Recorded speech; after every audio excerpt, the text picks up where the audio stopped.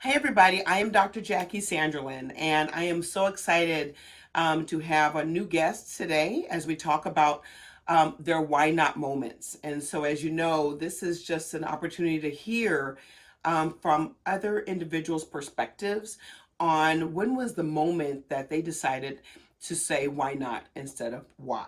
And Yeah, so, it's just two questions that changed my life as right, an educator, and I remember the time that I said why not.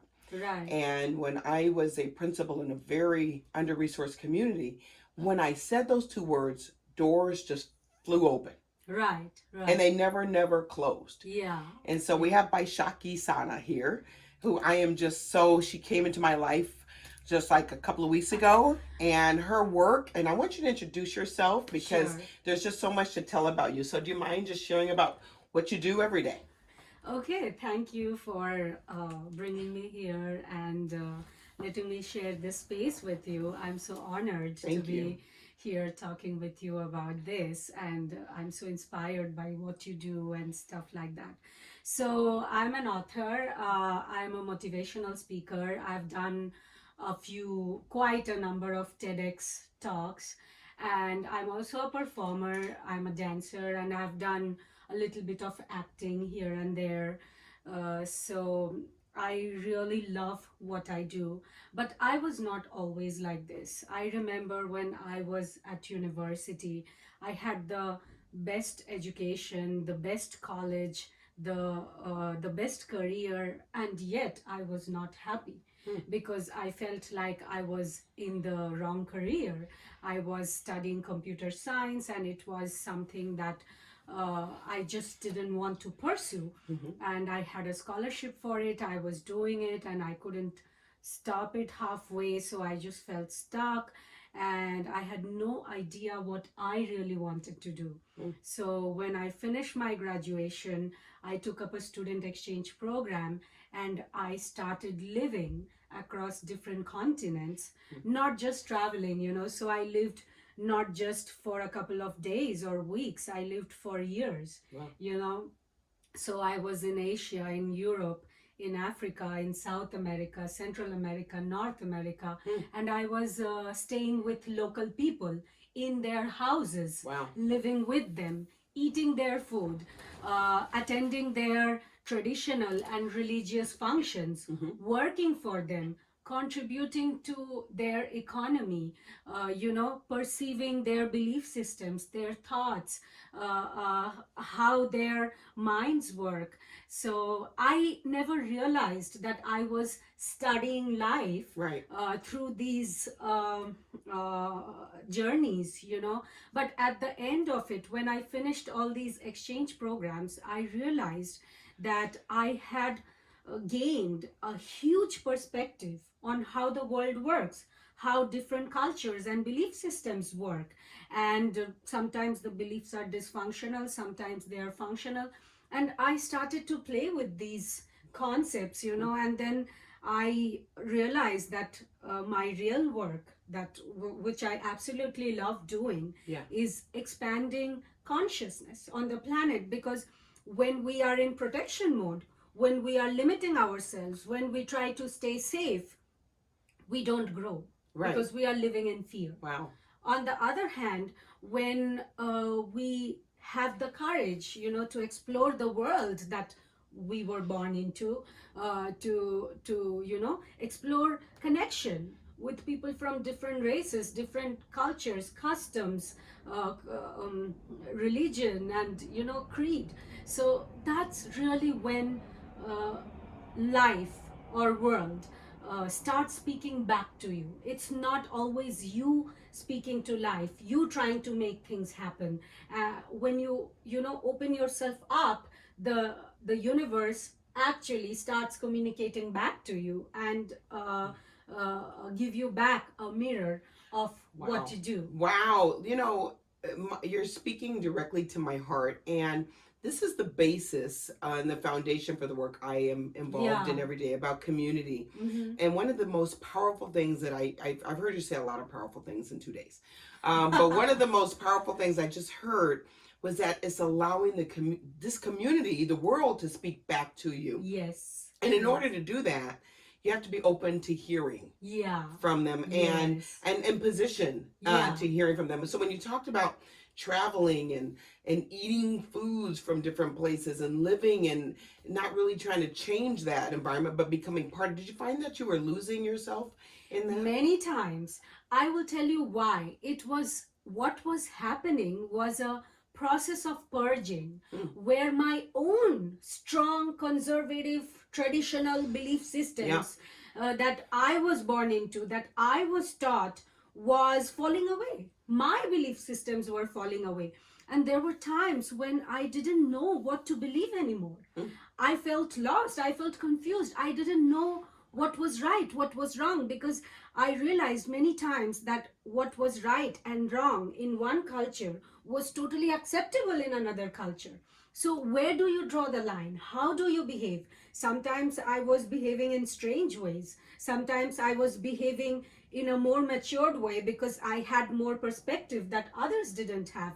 So, of course, I lost myself so many times, but now, on hindsight, I realize that my own small beliefs, limiting beliefs, were falling apart, Hmm. and my soul was expanding. Your So, soul was expanding. Oh yeah, my goodness.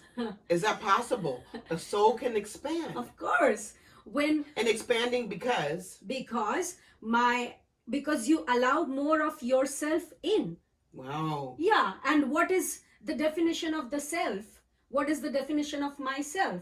When that definition is very limited, I am very protected, then I'm not growing. But Yeah. when I expand that definition and I'm like, all this is a part of me because I left a piece of myself in every place where I lived. And I picked up pieces of those places which are now a part of me. Like, when people say, where are you from? I'm very reluctant to say I'm from India. Correct. I am from India, Wow. but India is not me. Hmm. Because I've lived in Africa, I have lived in South America, and I have lived for years, So I have groomed myself in that culture, A part of that culture will always be a part of me. I'm so glad you're sharing that because we're all accustomed to answering that question. Where are you from? Yeah. And what I'm hearing you saying, we're limiting ourselves Yeah. by just saying I'm from Texas or I Right. am from Africa or I am from Europe or Yes. when you start to expand your soul, Yeah. which is I just love that, by the way. I don't think I'm gonna forget that because I've been to many places too, but by going to those places, I learned so much more about myself. Exactly. In the end, all of life is a feedback of who you are, because we see ourselves. So how in do you everybody. respond? How do you respond then when someone says, "Where are you from?" Yeah. So I say yes. Just a yes. And sometimes people cannot guess. Like the Oh, other you day. asked them to guess. Yeah. Oh, I see. I say guess. The other day I was on an Uber Mm-hmm. here in LA, and you won't believe this. So this Uber guy, like we were sitting quiet for a while, the driver Yeah. and me. I do that too. Yeah. Yeah. Then suddenly we started talking, and he asked me, "Where are you from?" And I said, "Guess." And guess what he said? What did he say? He said, "I am a Latina.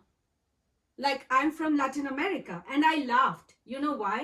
Because I have lived in Latin America for the last 8 years, Right. in South America and Central America. And I sometimes feel that I have started looking like Latin women. I'll tell you why. Because in India, the way a woman dresses, the way a woman adorns herself is so different from the way the women dress in Latin America. Mm. And when I wear more fitted clothes or, Yeah. things like that, I actually look like a Latin woman, So it was not hard for him to think that Right. I would be from Latin America. And I said, And "You based are-" on his stereotypes. Yeah, too. exactly. Mhm. And I said, "You are partially correct because I live in Costa Rica." And he was like, "Oh, wow." So, And you speak Spanish. yeah, I Fluently. speak Spanish fluently. Right. And then I asked him, I said, "Are you Latino too?"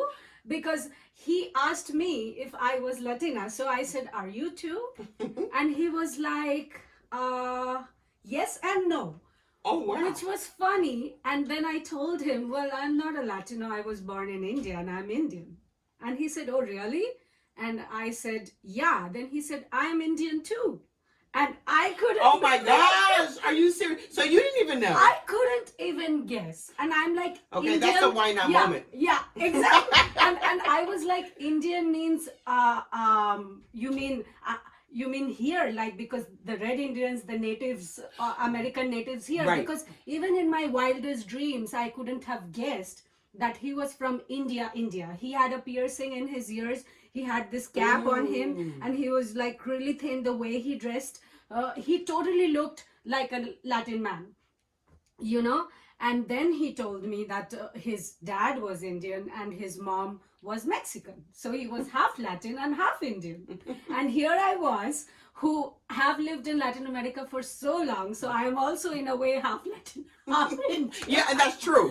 That's true. And you know what? And what you're speaking really, I mean, I'm just sitting here thinking about how our beliefs, our stereotypes can get us in trouble sometimes, Right, because right. we can't assume anything anymore. You really Exactly. can't. And that's good. It's like you get to know someone with fresh new perspective. Correct. Because the moment you say, "Oh, I'm Indian, I'm this," immediately you attach their culture to Correct, them. correct. Like when people think that I'm Indian, immediately they think, "Oh, she must be this really conservative, traditional girl," even though not all people from India are like that. But that's the reputation that India has. People are conservative, traditional background, because that's how most Indians are when they are abroad. Right, right. I wouldn't generalize it, because a lot of Indians are not like that, but True. a lot of them Well, are. when I went to Kenya, I had the same, issues that individuals thought I was originally, or I lived there, and it was my first time ever. Right.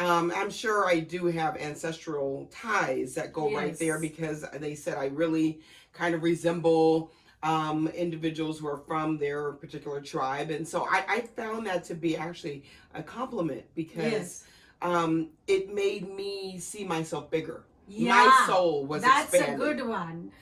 When other people say you are from their community, that's amazing, because true, you think that you're much bigger than who you are. Right. So that's good for all of us, Yeah. because you cannot, first of all, someone might see you through their eyes in a different way. And I think what we need to stop probably doing is pigeonhole people Right. in one way or another. So that's a why not moment for me. Why not be open to what anybody says they are, or guess Right. what they are, Right. and also learning about individuals' cultures, I think opens and expands our soul as well. Correct. You love that term. I don't do. you? I know. I've said it like 5 times. Yeah, So that's amazing. I want to ask you, because when was a why? I want you to kind of think and articulate when a why not moment came to you. Yeah. You've done a lot of travel. You have crisscrossed this world. You've met a lot of people, eaten a lot of food, cooked a lot of food, and have seen a lot of wonderful things, amazing things as well. You probably have a lot of why not moments. Right. But what is one that you could share with our audience because of your expansive travel? Sure. So before I get into that moment, I want to say, like, when I was in school, when I was a kid, I always liked to tune into inspirational things, inspirational quotes. And my favorite quote, which I write everywhere, is this quote from George Bernard Shaw, which says, "You see things and you ask why. I dream things that never were, and I ask, why not?" And when you told me that your incubation project is about why not, I was so impressed, because it directly resonated with my own childhood visions, my own childhood dreams. And then this moment came in my life where I had to make a big decision. So I was in Singapore. I had scholarship, and I was studying there, and I studied at one of the best universities of the world. Mm. I had like great education. I was in a great career, and everybody in my career was expected to take a job in their own fields, Right. in their own careers Right. after they graduated. And they even facilitated that because they gave us 6 months extra after our education to Oh, wow. find that job and to settle in Singapore, and work towards whatever we want to do, but in that system. Right. And in that moment, I asked myself, when all my colleagues and all my friends, they were applying for jobs, I used to sit in my hostel room and I would stare at the blank wall and I would be thinking like, where am I headed? And it was such a confusing moment for me, and I knew the path for me was the same as the path for everyone else. Like, I was resisting the process of job application so much, and at the same time I knew it was only a matter of time. I would have to do it because I would have to take the job and I would have to work there. But something you didn't want to do. Yeah, Right. but I had no other option. Right. And then I was like, I wish I could get out of that place, out of this place. And then something inside me told me, why can't you? And I was like, but how? I'm here in Singapore. The only other way I can get out is go back to India. And I didn't want to go back to India. So what other option was there for me? And I was like, this little voice inside told me, like, just open your eyes to the world. Yeah. And things will show up.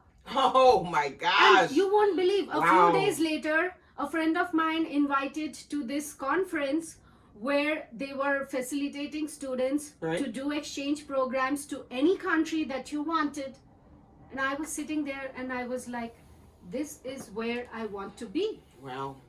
And I signed up for it, and immediately I took up these student exchange programs, and I started traveling. I went to Europe, I went to Asia, I went to Africa, I went to South America, and I lived in all these places, and that's when my adventure began. So that was the beginning. That first why not. After that, many why nots happened, especially when I published my first book. I was like, Yeah. why not? I Right. had been an avid reader all my life. Right. And when I published my own book, it was like I was scared. Yeah. It was such an intimate journey with myself, and I was myself resisting publishing it. It was all these inner feelings and sentiments and emotions I had gathered through my travels, and suddenly one day I was like, why not?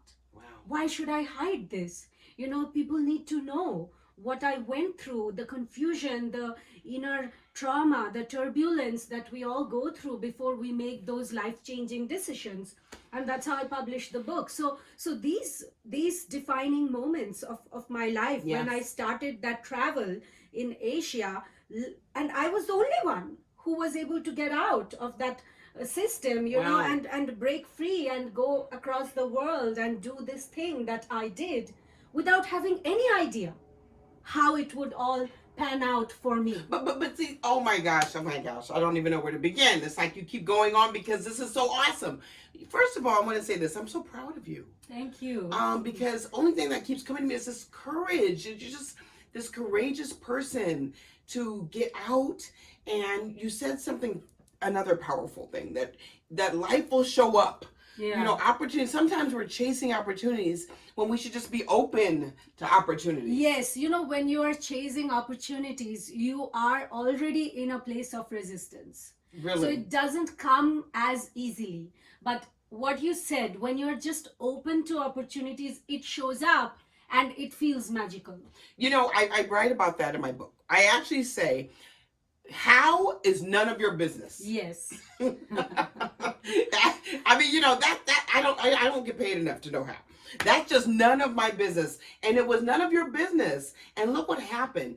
The travel around the world, because you were staring at the wall saying, what do I do? I have no options here. And you didn't want to go back to India, but you had a desire. And I think that's where it begins. Yes. When you have a desire. Yeah. I remember that years ago when I was working with, I believe, I don't know, it was a company that was helping me to educate youth. And our first year, it was a 3-year grant. And the very first year was called planning. Right. And they said, what do you desire? Wow. So, I was thinking we were going to start a budget line and start writing down grants and having to get surveys. And actually didn't involve that. The first action was, what do you desire? Right. So many of us sometimes don't even know what we desire. And when you find that out, you don't have to do anything to make the desire happen. It shows up. Right. That's exactly what happened. The moment I opened myself that night, staring at the walls, I was like, why not?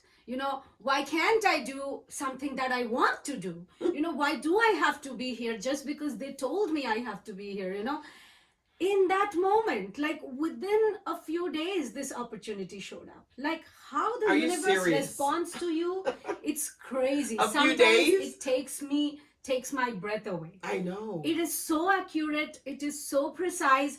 I wrote a book about this. So Can you talk about that? My upcoming book is called Life is Abracadabra. Life is Abracadabra! Yeah. And it has 21 magical stories from my travels across the world that will make anyone look at title, life by the way. with new eyes. The reason I made it like that is because I want to show people these abracadabra moments when they happen. And they are happening all the time. All you have to be and do is be open to those moments. Oh my gosh. And how they show up is just so magical that it takes my own breath away. This is what we can do then. So this is possible for all of us. All of us. But you cannot close your mind. See, it wasn't until I told myself that something else is out there for me, the opportunity didn't show up. I felt stuck. Wow. I felt, that is the thing about being open. Yeah. It wasn't when I kept my mind closed. You cannot see the opportunity. Even if it shows up, you cannot see it. Right. Because you're closed. So when you're open and you say that I deserve to go for my desires, that is when the universe brings you the opportunity and you are able to identify. But see, that's the very place that we go wrong. Exactly. That's the very place. And that's okay. That's okay. It's okay. See, why is it okay? Because this is okay. So I do a lot of work about synchronicity and signs and how the universe shows up. Right. And you only get better and better at understanding and interpreting synchronicities by being willing to make mistakes. Being willing to make mistakes. Let me just share real quickly. Thank you for saying that, because I don't know if you've heard this saying that's been going around, kind of popular in the last few years. Failure is not an option. It was an option for me. See, this is the thing. Like when you put it Ask like that, teachers. failure is not an option. It was on my report card. You know all the what time. I say? I say successive failures take you to success. Successive failures. Okay, what is a successive failure? Successive failures is one failure after another failure after another failure. Oh, I see what you mean. So you learn all the ways of how things don't work for you. Right. So eventually you are left with no other option but for success to meet you. Wow. Because you were willing. So failure is okay. Yeah. Give yourself the permission. To fail. To fail. Oh my gosh. Give yourself the permission to make mistakes. That's how you are unconditionally present with yourself. Okay, but we're not taught that way. Yeah. So that is why our society has all these psychopaths. Oh my gosh, yes, I agree with you. It's because we are not allowed to fail and we are called losers if we fail. Oh, that person is a loser. Oh my God, drug addict, stay away from him. My kids, stay away from him. doesn't work like that, because every human being is part of the same consciousness that you and I share. When we understand that, our soul expands. And giving ourselves space to fail. To fail. Because some of the greatest things I've And learned not being judgmental about it and not beating yourself up over it. Yes. Because I'm honestly, I think most of the greatest lessons I've learned was when I failed. Exactly. And I learned to navigate it a different way. And you also become humble and compassionate so and true. modest. You know, those are things like when we are in pain is when we can understand other people's pain. Oh, yeah. It is when we don't allow ourselves to feel the pain. Yeah. We negate our own pains, then we negate others' pains, and then we are walking zombies. Oh, yeah. Like working on ourselves. Dead on arrival. Yeah. Yeah, just walking. And we don't want zombies on the planet. Dead. We want communities. No, I run from the Walking Dead. I run from all of them. I do. I always say if there's a zombie apocalypse, I'm out of here. Yeah. But you're right. You know, but see, it's so true. People have become zombies because this pressure to perform all the time is taking people to two different extremes. Either you go to the heights of it, you know, and you eventually become a zombie over there, right? Or you give up, you have a breakdown, you have a psychological breakdown, then you go to a mental hospital. Oh, and my you God. know, so it's creating these extreme polarities because we humanity, we don't allow ourselves to make mistakes, we don't allow ourselves to fail, we beat ourselves up, we are never unconditionally loving towards ourselves, and that is what the universe reflects back to us. You know, the universe is so generous, the universe is so kind, the universe is such a friendly place to be, the universe is always on your side, that it will give you exactly what you expect. Wow. Okay, you have to say that again. The universe is so generous, the universe is so kind, the universe loves you so much that it will give you exactly what you expect. Do you have enough room in your expectations for yourself? Oh my gosh. I'm sorry. I am excited about this. I'm telling you, this aligns to something I thought about last Sunday. I said to myself, it's like a cup. Yes. A cup is only going to have the capacity of that which it is made for. Right. Right. So the question is, and it's so beautiful that you articulated that so beautifully. I've never thought of it that way, about the universe being so kind, so loving, that it gives you back. Really, if you have the capacity to receive that, right, then it will come to you. Yes. And you know, when I say it gives you what you expect, you should take that literally, because like I said, when I expect, you know, when I say to myself, I'm not allowed to fail, you know, I'm not allowed to make mistakes, I beat myself up. Why? Because at some level, I feel that when I make mistakes, when I fail, I will not be accepted in society. Others will look down upon me. I will be made fun of. I would be called a loser. And that's what I get. So that's what because that's what you expected. That's what I expected. Okay, so and then it becomes a self-fulfilling prophecy, because then we don't want to fail, and you know, we beat ourselves up. In the end, you know, we are still at a place of self-rejection, and we still have to see, nobody can escape themselves. No. We all come here to have an experience of ourselves. Even love that we think, you know, we are giving love to others, we are still experiencing that love for ourselves. Even when I love you, I am actually loving me.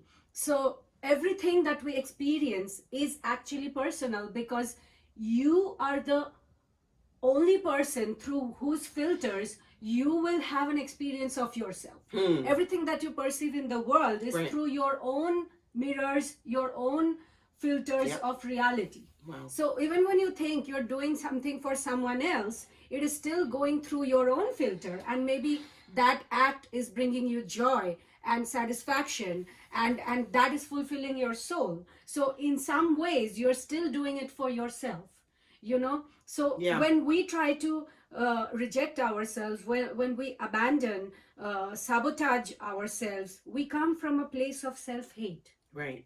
So more than loving others, we should first learn to love ourselves. Right. And when we give ourselves the permission to love, to be unconditionally present with us, to fail, to make mistakes, the doors just open up. And they do. And I want to just share that, that's a why not, another why not moment. Yeah, why not? It's a why not, because why not love others, knowing that you're going to be loved in the process?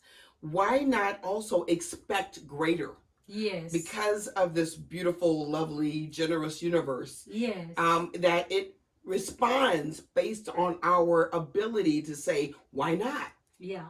I mean, I believe this stuff. I actually do. Because I've seen it. I know it happens. Once we determine that, why not me? Or why not that? Right. Or why not whatever? Right.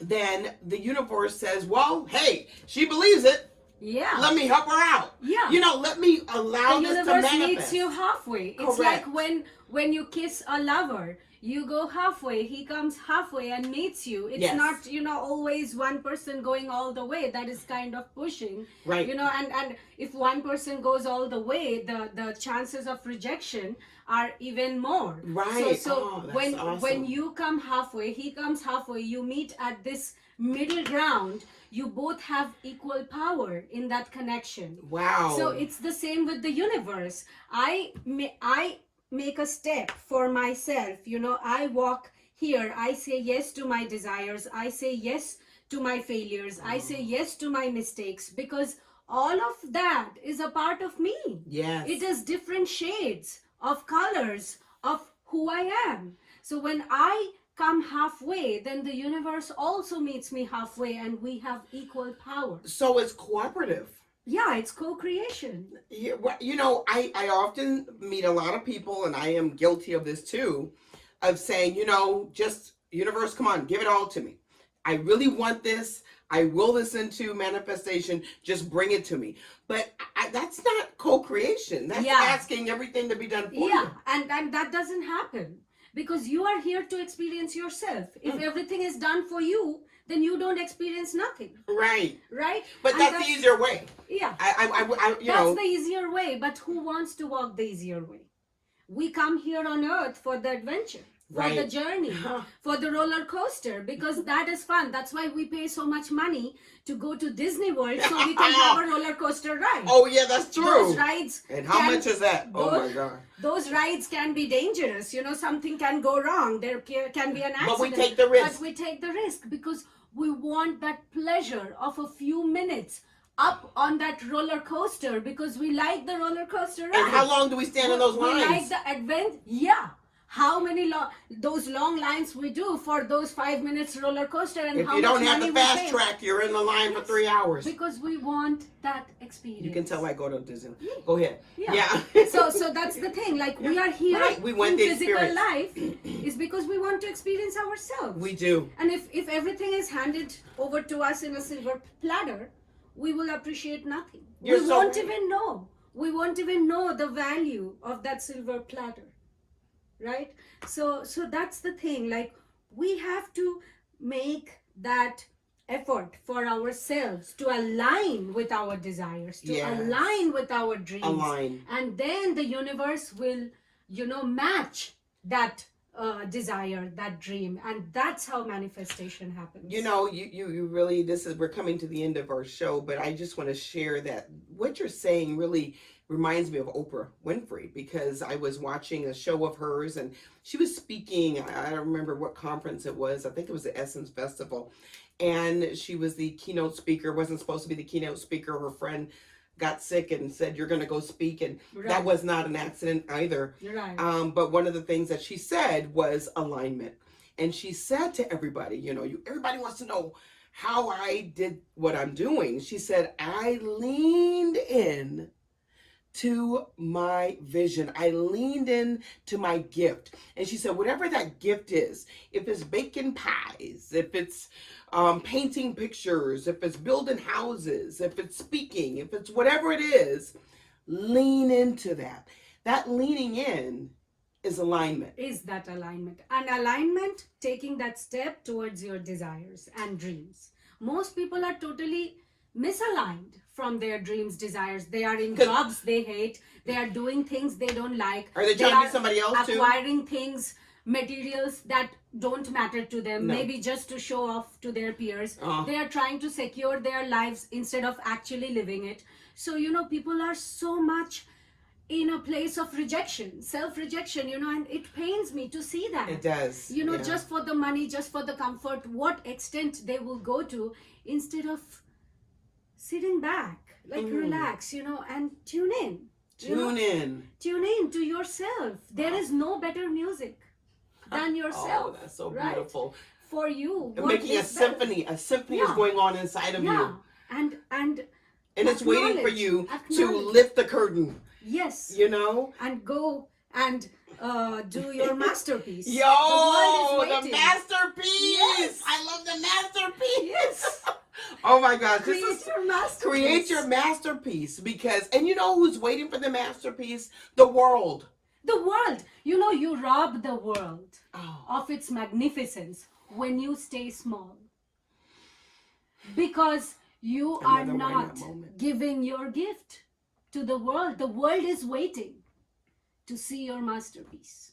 Go and create. And nobody else can do that but Nobody you. else, because your soul signature is unique. Only you know Wow. the song of your soul, and you have to sing it. Okay, that's the best place to end. I don't want to end, but we got to end. Yeah, I know. And the song of your masterpiece, listen, everybody, we all have that song within us. I really hope that you got as much out of this. I hope this was a why not moment for you, because it was certainly for me. We all have a song. We all have a masterpiece. The world is waiting for it. So let's tune in. Let's tune in, as Baisakhi has said. Let's tune in to our song and go out and make good music. Think about your why not moment. And I really appreciate you. I appreciate the work you do. I appreciate the courage that you have. And I also appreciate the fact that you are willing to be open. And you shared with us how to be open. And so would you like to also share your next upcoming venture and also how does someone get in contact with you? Yeah, sure. So I have a website, which is my name for baisakhisaha.com. And it's also my blog where you can find all my work.